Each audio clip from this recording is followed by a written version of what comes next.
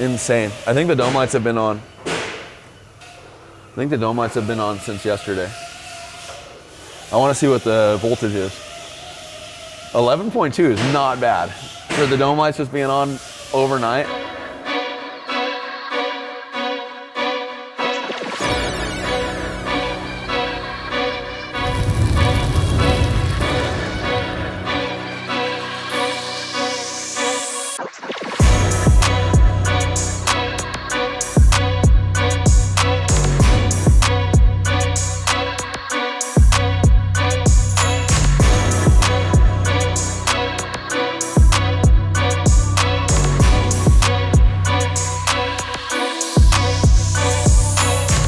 Update on the Frontier.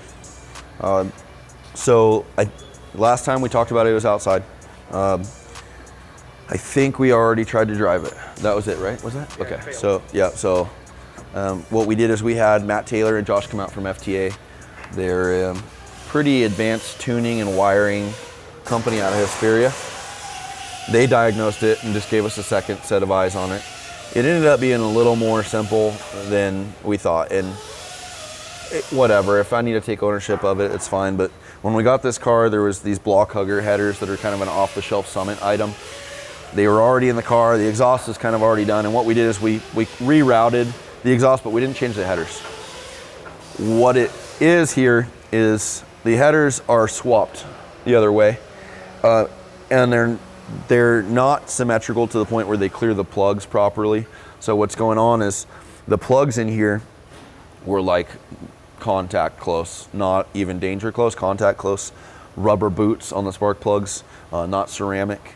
So what had happened is once this thing ran enough, it was crispy and good for a bit because we never got it up to temps for long enough where it could actually melt through the plug wires and short things and start firing on 4 cylinders. And that's what happened.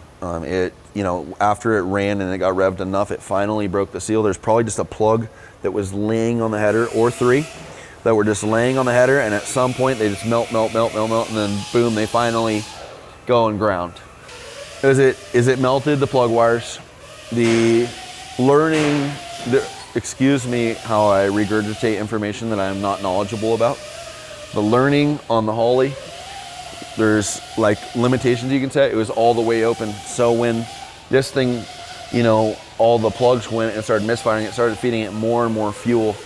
And that's what made it so rich, and it made it not run right, and it made it stop running, period.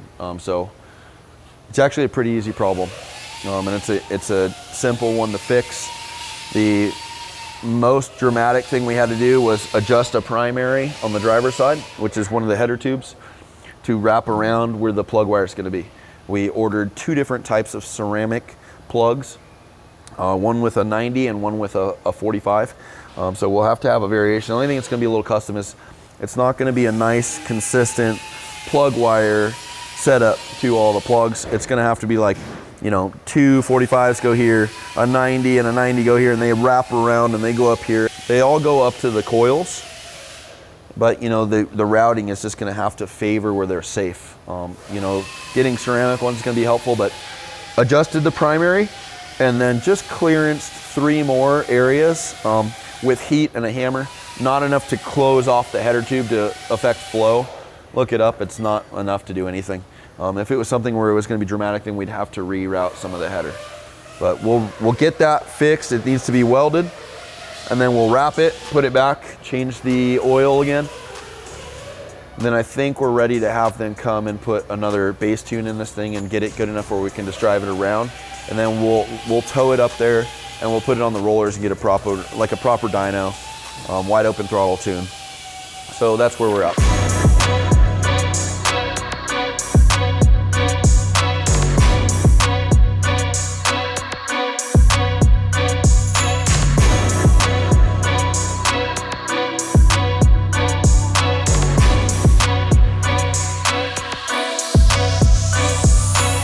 Panels. James does not want to show this thing with the body panels on. I had them on for him, just mock-up phase when he came. But they're painted, they're just... Have you ever heard of good shit? Good shit, what is it? And good shit isn't cheap and cheap shit isn't good. got the panels painted for free. They already are scratched, they're already faded, just not optimal. They're maybe good for burner, like a drift car or something. Just throw it on, scab them up, repaint them. This needs a little more, especially to match like there's a depth of this single stage on here that we want. And I like single stage on off-road cars. You can kind of just buff it out. So we're gonna repaint all the panels. It doesn't mean we need to get them done top tier, but just someone that can put a nice, good, several coats of single stage on them and get them good. And that's really what's gonna close this out. We'll film another update and we'll drive it and kind of cruise it. I'm gonna do the same thing with James. He can come down. We have enough good stuff here. You can kind of feel how the car works in some of the dirt areas, and we can get a preliminary feel on it. Then we'll send this thing up to the rollers, get a heavy dyno on it, and then bring it back and put all the panels on, have the body dialed in, and that's it. We're that close. Everything's charged, everything's solid. It's cleaned up again. I'm not gonna leave it outside. It's gonna live over here in my little work area. I'll probably put a cover on it. So we're in a good spot. I feel good about it. I think my energy last update was different from now.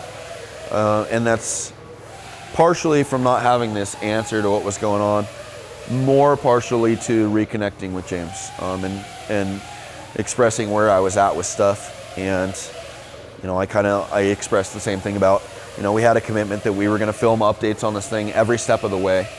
And that fell off on his end. There was always urgency for me to, hey, come up, film an update. And that was our agreement. A lot of this financially, part of the agreement was to have consistent updates. So, got that out of the way. And I know it's, well, James doing life, the move for us and doing life with this last year or 16 months has been insane. When I look at it in a scale of what's happened, what's been done, what's been accomplished, everything, insane. So there's space on both ends. One of the most important things for stuff like this, there can always be that hurry up and get it done. The one thing is, you never are gonna do this again. It's just like building a house. You might add to the house, you might revise it, but you will never build the house again. And it's the same with this. You can go drive this and let's see it running and let's do this and let's go drive it. That's a very repeatable thing over and over. But it's important to just enjoy the process of where we're at and the story with this. Whether or not it's taken him 10 years or it's taken us 5, it is what it is. I don't even care about that. This is an investment that we've both done. We both sacrificed time and money and energy and life on this car. So the most important thing for me is to be able to share this and share the access to this with you guys. Share the process, but also share that there's hope to do this stuff. If it takes time, it's to show, to press on stuff, even if it's a delayed gratification. Not everybody just has stacks of money. Not everybody just has a skill set to build these things. So you have to navigate this on your own, in your own terms, in life's terms. And we're really close. I'm tired of saying that. It's retarded. I feel like I don't even want that to come out of my mouth anymore, but it's closer than it was. And I feel good about it.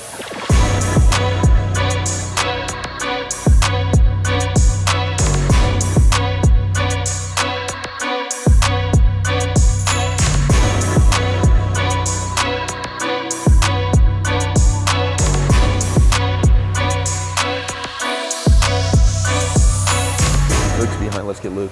He's right here.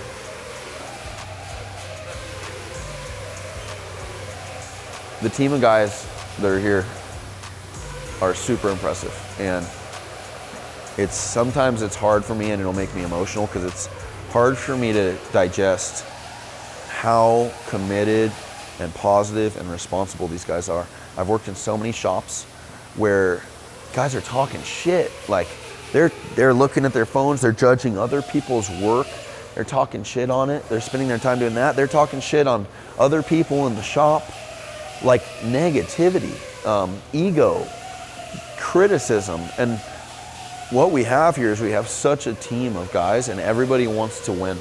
And win means just finding success and finishing projects and learning. You know, everybody works on everything. It's not like one guy gets a car, it doesn't end like that. And everybody's motivated, same with health, eating good, You know, nobody's out drinking, nobody is coming in late, nobody's hungover. There's none of that. And you know, now we have Caleb and we have Luke, and then I'm like, what are you guys doing? They're like, are you going with us? I'm like, what do you mean? We're running. What? They go running after work, like from the property, and just go out running. You know, Luke has been in the gym now. He's asked me to help train him and teach him stuff in the gym, and now he's on his own going to the gym. And you know, Colin just bought a property and a house, and I'm watching these guys that are 22 to 26 years old killing it, like 10 times better of examples of human beings than I ever was when I was that age. And leadership is so key to that, and I'm so grateful for what we have here. We have this sacred place. It's nothing like anywhere I've worked because it's positive and it's safe here. You know, I've worked in, like I said, environments where it's always like just ego trippers and insecurities and just weird shit where people are looking to talk shit on stuff and they're not focusing on the eyes on the prize kind of thing. And so what I'm getting at is Luke's been here putting Saturdays in on this to get this where it's at. And I think he sees the vision and he sees the end goal, not just with the truck, but with our brand and the facility and everything. So, you know, props to him, because that header and all that stuff, that's all from him. All of the in work here, the shocks being on, all this, it's all Luke. So grateful, just grateful. And to be able to finish this for James, I'm not gonna stop. So we're almost there. We can't do it during the week. So the progress is gonna be by means of Saturday or evening, and that's how it goes. So little update for you guys. That's it. Nothing's really changed outside. I have the glass outside. I was gonna show that, but we don't need to yet. No, we're just gonna keep pushing. Have a good Monday.